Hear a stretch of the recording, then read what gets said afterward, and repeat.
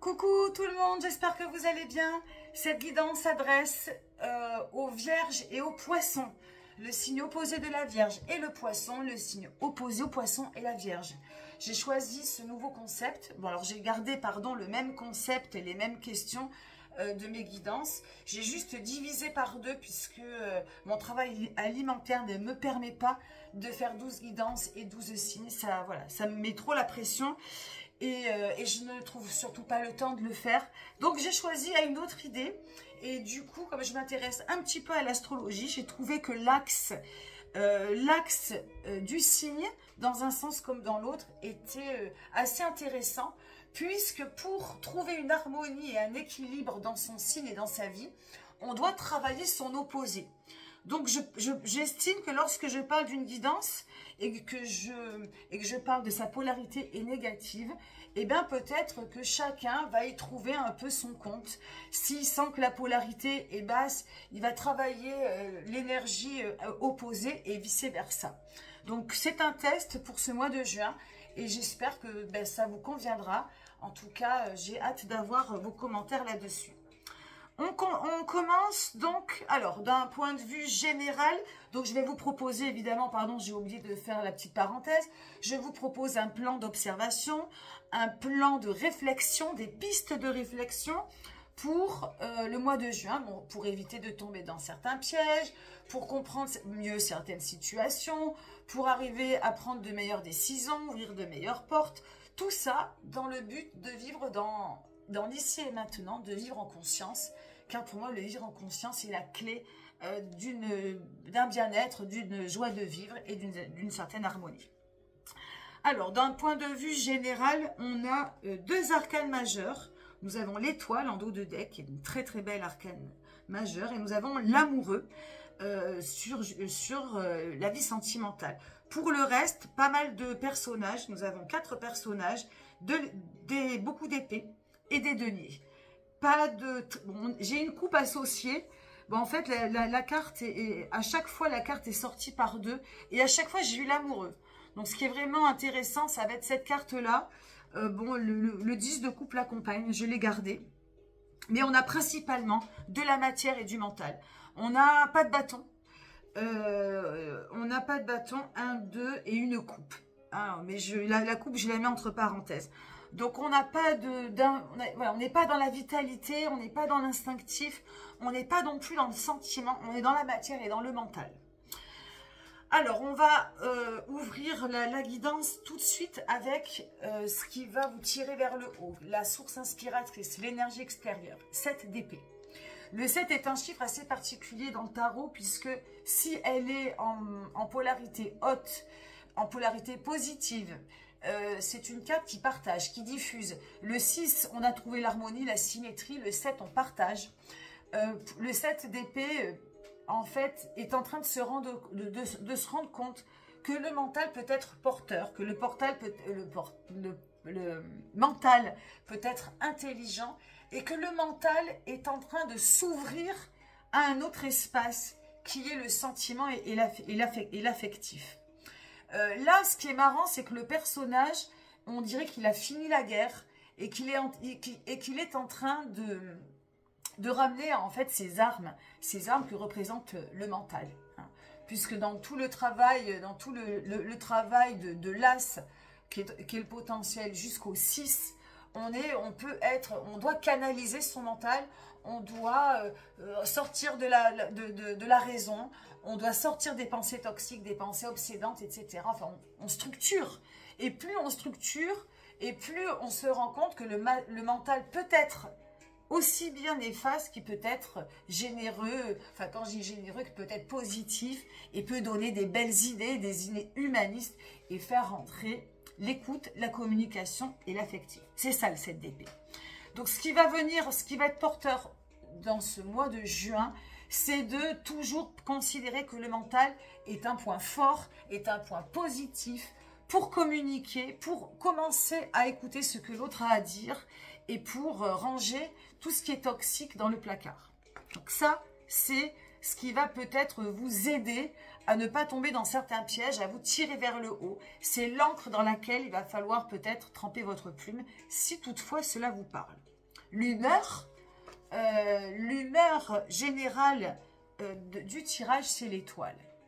L'étoile, ça peut être l'univers du poisson, du signe du poisson, puisque l'étoile, bon, il y a beaucoup, est associé à l'étoile l'eau, l'irrigation. Là, le personnage est nu, renverse 2 jarres, hein, c'est le renversement des fluides, la mixité des fluides, c'est la connexion au divin, la connexion au cosmos, c'est le grand tout. Hein, l'étoile, c'est l'énergie sans frontières, voilà, c'est vraiment, c'est l'espace sans limite du poisson et sans limite donc de cet arcane qui est vraiment connecté. L'étoile, c'est la chance, l'étoile, c'est le succès, l'étoile, c'est peut-être une certaine aussi féminité. Voilà, il y a l'idée également de vivre 2 relations ou de mener 2 actions. Donc ça peut être dans l'énergie un petit peu plus basse, d'être sur deux coups à la fois, en action, en relation, etc. Mais voilà, d'un point de vue symbolique, d'un point de vue positif, on est guidé par son étoile, on est connecté à la nature, on est connecté au divin, et on est dans une énergie vraiment, waouh, fluide, légère, sans prise de tête et sans limite. Donc on est quand même accompagné de ces 2 énergies plutôt positives, mais attention donc à l'énergie de mener de front 2 actions ou 2 relations, ce qui peut conduire aussi à renverser cette énergie en mental un peu brimé, en mental prise de tête, en mental un peu voilà, toxique. Les énergies principales intérieures. Nous avons la reine de denier avec un combo reine d'épée. Donc, le poisson, c'est voilà, ouais, pas vraiment pour le poisson, mais on pourrait considérer que la reine de denier appartient au signe de la terre, quelque chose de matériel, mais aussi sur la reine d'épée qui est plus dans le mental, mais aussi la Vierge est aussi un signe mental. Alors, pas vraiment trop le poisson. Hein, le poisson, enfin, peu importe, je ne vais pas faire d'astrologie. Vous y verrez de toute façon. Vous prenez évidemment ce qui résonne pour vous. La reine de denier, son énergie, c'est 4-5. Elle est bien dans ce qu'elle maîtrise. Elle a ce côté un peu têtu, obstiné. Elle croit fort en son projet. Elle croit fort en ce qu'elle a acquis, en ce qu'elle veut. Et elle n'en démordra pas. Il y a ce côté un peu farouche, obstiné, qui peut être... d'ailleurs très porteur et très bénéfique, hein. On peut y voir la volonté, on peut y voir un certain ancrage d'arriver à un but et de ne pas dériver, de ne pas en changer. Donc ça peut amener à une trajectoire avec un but précis qui est intéressant. Attention, si toutefois on est trop dans l'obstination, qu'on est donc du coup, on n'est pas à l'écoute, hein, parce que pour moi cette carte elle va engager dans le futur une écoute. Pour l'instant, on range les épées. Pour l'instant, on pacifie un peu le mental. On lâche prise avec le mental. On considère que le mental doit être une force et non une faiblesse. Il doit être quelque chose qui représente la paix et non la guerre. Et là, cette reine-là, donc, il faut qu'elle puisse rester ouverte. Hein, elle peut avoir tendance à rester dans ses limites et avoir peur. En tout cas, elle a peur de l'inconnu, donc elle va avoir peur de s'engager, elle va avoir peur de changer de trajectoire. Donc, ça peut être, encore une fois, quelque chose de moteur qui fait qu'elle va droit vers son but, mais attention à ne pas perdre l'écoute. Voilà, l'autre énergie qui est de la reine d'épée, donc l'une peut se diriger vers l'autre va se diriger vers elle, ça peut être 2 énergies complètement distinctes, l'une vous parlera plus que l'autre plus que l'une, à vous de voir. Reine d'épée, même combat, on est dans la même énergie sauf qu'on est dans les mentales. Elle peut être sur la défensive, en mode, bon, voilà, ne te fatigue pas à me parler, de toute façon, je ne changerai pas d'avis, je reste. En fait, elles ont la même énergie. Hein. L'une est dans la matière, l'autre est dans le mental. Elle est sur la défensive.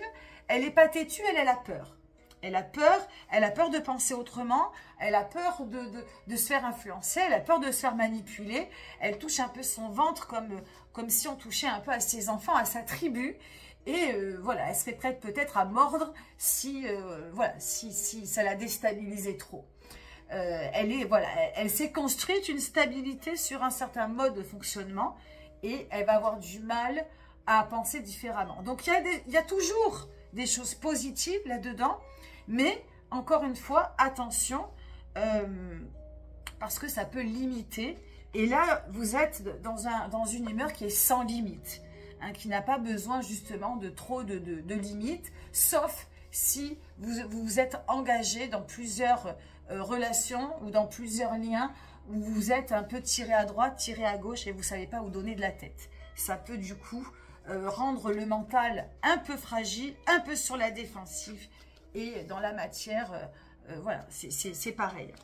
Voilà, donc en tout cas des énergies très féminines, très réceptives pour ce mois de... Et d'ailleurs, l'énergie poisson est une énergie yin et l'énergie vierge est également une énergie yin. Donc beaucoup d'énergie féminine qui doit peut-être, voilà, qui doit, je pense, voilà, faire preuve peut-être de malléabilité pour ce mois de juin.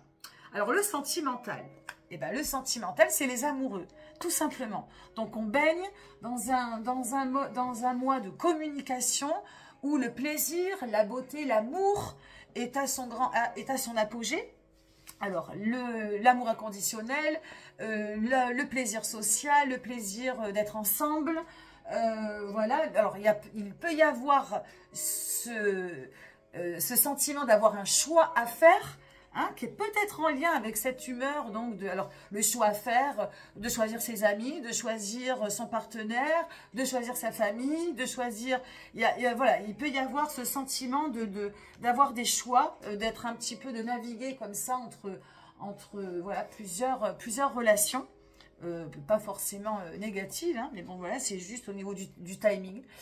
Voilà, ça peut, l'amoureux, donc, peut... C'est peut-être propice aux rencontres, en tout cas propice à la communication, à déclarer votre flamme, peut-être à mettre, voilà, c'est le sentiment amoureux qui est accompagné, voilà, qui est au plus haut, d'ailleurs qui est accompagné du 10 de coupe. Donc là, on est dans un amour vraiment inconditionnel, divin, qui est en train de rentrer dans la matière, donc il y a peut-être quelque chose dans la matière qui va finir par en découler au mois de juillet, voilà, des déclarations, des choses sérieuses, un projet, hein, qui va peut-être donner naissance à plus tard, au mois de juillet ou plus tard. J'aime pas donner je fais pas de prédiction, hein, c'est des énergies qui peuvent vous donner envie de déclarer, qui peuvent vous donner envie de vivre encore plus le moment présent.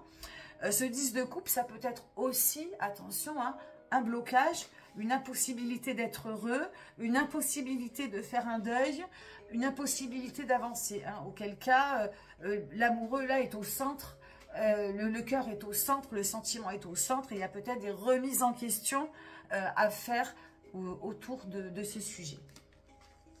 En ce qui concerne la vie professionnelle, matérielle, ça fuse, cavalier d'épée, ça fuse. Alors ça peut être trop rapide, trop vous avez des idées, vous savez pas trop comment les canaliser, ça peut partir un peu dans tous les sens.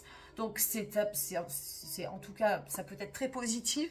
Hein, mettez la communication vraiment au centre ce mois de juin, puisque ça, en plus on est dans l'ère du Gémeaux, on est dans quelque chose de très curieux, de très mental, de très intellect, de très intelligent. Donc ce cavalier d'épée en plus peut vous accompagner pour communiquer ses idées, pour les transmettre, pour les partager.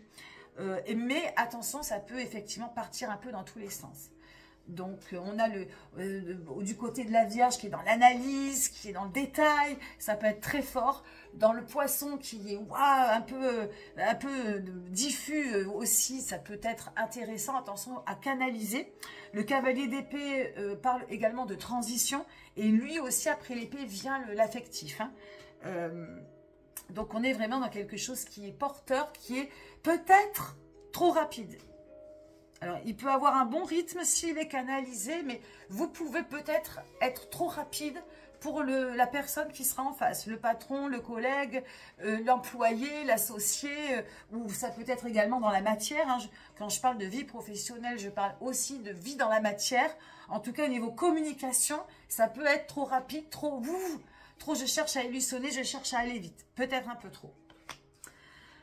Dans le piège à éviter, 2 de denier. Alors, le piège à éviter, donc c'est le sentiment, alors d'avoir, ben, on est encore dans le chiffre 2 là, donc ça peut être, si le 2 relations, 2 liens, 2 actions, 2 boulots, voilà, si le chiffre, il y a quelque chose autour du chiffre 2, d'avoir trop de choix tue le choix.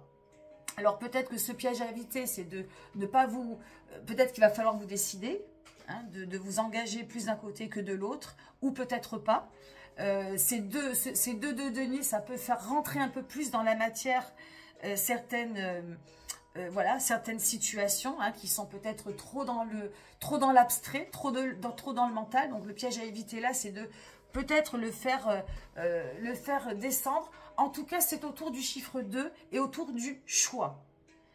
Parce que le choix revient beaucoup. Voilà, donc il y a un moment donné, il va peut-être falloir s'engager plus, voilà, de faire un petit peu, de mesurer qu'est-ce qui est porteur, qu'est-ce qui l'est moins, qu'est-ce qui vous sert, qu'est-ce qui vous dessert, et être un peu plus... alors, un peu plus d'engagement. Alors, l'attitude à adopter, c'est le valet d'épée. Alors, le valet d'épée, alors oui, parce que là, on a un combo denier-épée qui porte le même comment dirais-je, le même chiffre, excusez-moi, la même numérologie. Le 2, c'est dans la matière. Là, le valet d'épée, il est hésitant, il regarde un peu ses pieds, il n'est pas sûr. Donc, pour moi, il faut que de toute façon, alors il n'y a peut-être pas de choix à faire, justement. Il n'y a peut-être pas encore de choix à faire. Le valet d'épée indique qu'il faut rester peut-être dans une certaine légèreté, voilà, une certaine légèreté dans le mental, pour que ça reste positif. Donc, par rapport au piège à éviter, c'est si vous faites un choix, il va falloir assumer ce choix. Et il va falloir que votre mental suive, c'est-à-dire un mental léger, fluide, positif. Et pas que vous puissiez après le regretter dans une espèce d'hésitation qui vous traîne vers le bas. Bon, c'est assez subtil. Il y en a un qui vous indique de choisir ou pas, mais en tout cas, c'est dans la matière que ça se passe. Et l'attitude à adopter dit, bon, voilà, te prends pas la tête. Te prends pas la tête, peut-être ne choisis pas. C'est peut-être pas le bon moment. En tout cas, il faut rester voilà, fluide, positif et léger. Hein, il y a cette connexion avec le facteur chance, le facteur succès, le facteur connecté et guidé par son étoile, qui est vachement intéressant. Et voilà, pour le reste, vous l'avez entendu, hein, ça va naviguer et ça va être voilà, une vague permanente entre la matière et le mental, donc à gérer, rester ouverte, ouverte, en tout cas à l'écoute, c'est le plus important. Voilà ce que je peux vous dire pour la guidance du mois de juin. Merci pour vos likes, merci pour vos abonnements. Et n'hésitez pas à laisser des commentaires pour faire vivre ma page, ça fait toujours plaisir. J'espère que ce nouveau principe vous aura plu. Je vous souhaite un excellent mois de juin et je vous dis à très bientôt. Bye bye.